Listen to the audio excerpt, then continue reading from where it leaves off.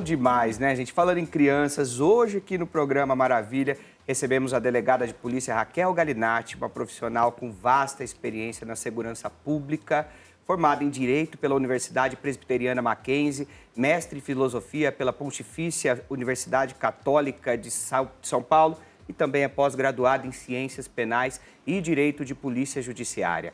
Raquel atua como delegada desde 2012 e hoje ela veio aqui abrilhantar o nosso programa e para falar sobre um assunto importantíssimo, né, que é o cuidado com as nossas crianças, com os nossos pequeninos, né, Raquel?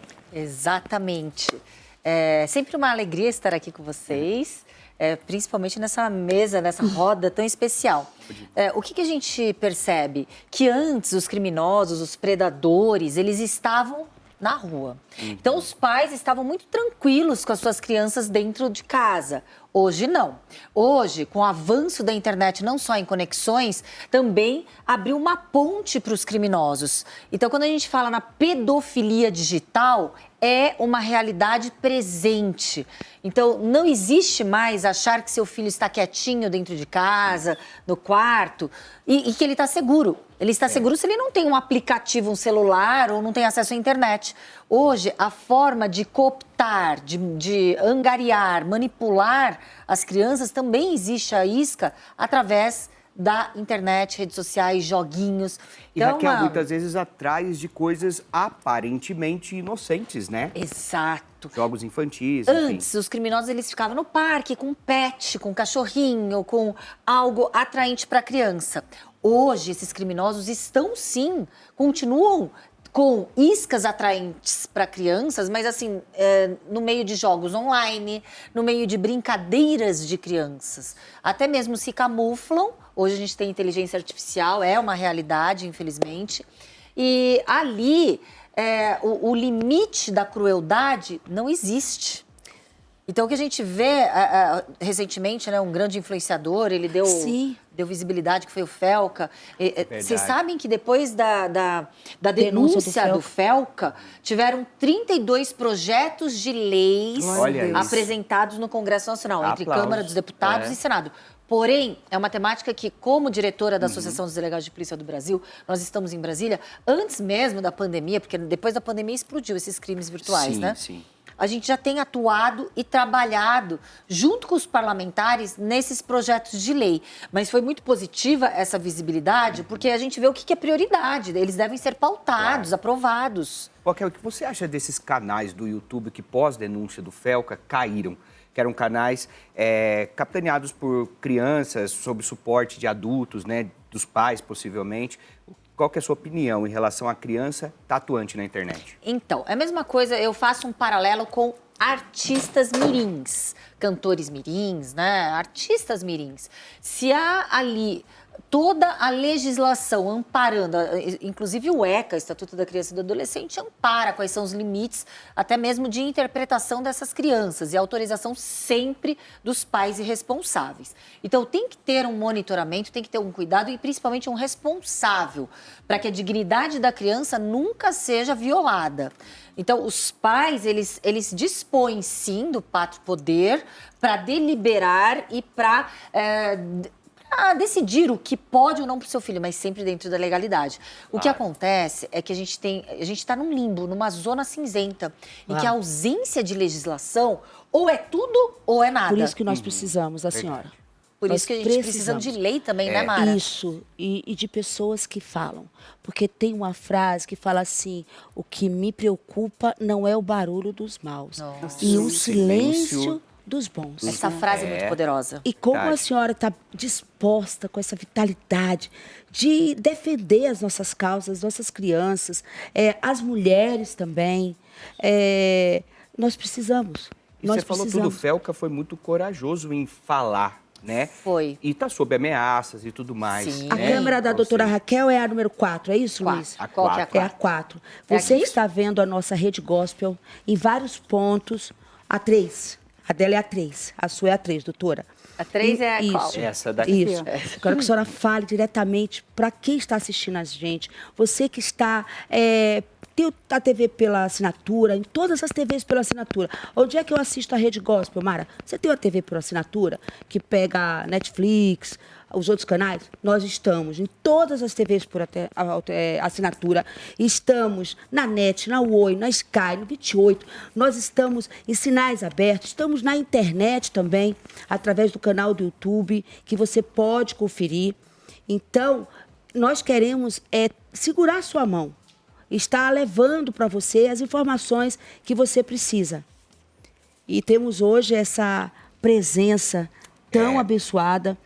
E que, forte, né? Inclusive, a senhora agora vai assumir como deputada. Sim, deputada estadual aqui Louvado no seja o estado nome de São do Paulo. Amém. único Olha aqui. todo-poderoso do Amém. universo. E para ampliar essa luta, né, que nós temos em prol das vítimas. A vítima hoje figura apenas como um objeto do sistema de justiça, servindo para condenar ou não o criminoso. Então a gente tem que ter, sim, o amparo para as vítimas. O olhar ele fica muito centrado para aquele que comete o crime. Mas um recadinho que eu queria dar, ele pode ser muito básico, ele pode ser muito simples, mas ele é muito importante. Respeite a sua criança, respeite o seu filho. Uau. A partir do momento em que aqui, nós somos latinos, brasileiros, nós estamos acostumados a abraço, a pegar, a beijar, mas o respeito começa ali. Se o seu filho não está à vontade para beijar ou abraçar o tio, a tia, o conhecido, pode ser parente ou não, respeite essa autonomia de vontade da criança. Claro, dando educação, cumprimente. Por quê? A partir do momento que essa criança ela fica condicionada a não ter domínio do que ela gosta ou não, sendo condicionada a abraçar e beijar quem ela não quer, quando um criminoso, quando um pedófilo ultrapassa o limite e toca nessa criança, essa criança ela não vai saber nem rejeitar, reclamar ou hostilizar, porque ela está condicionada a suportar o que ela não quer. Então, respeite sua criança. A educação que todos nós temos que ter a criança, a individualidade começa desde pequenininho. Que maravilha. E a senhora também está atuando no SBT todas as quintas? Quartas e sextas. Estou com o Bate. Aliás, você... Um abraço pro Bate. Você e o Silvio Santos. Alô, Bate. Alô, você. Conhecidos, Mande um beijo pro Bate. Pelo SBT. Manda, ele te adora. Bate. Alô, você. Ele te E a senhora tá lá. Eu tô como comentarista, a convite do Bate, um maravilhoso, um querido. E comentando sobre, sobre crimes, óbvio. É uma temática muito forte, mas muitas vezes a gente traduz o porquê que o criminoso ele não continua preso, o porquê que o criminoso ele sai na audiência de custódia. Então a gente traduz os juridiquês para quem está assistindo. Uma linguagem mais fácil, mais popular.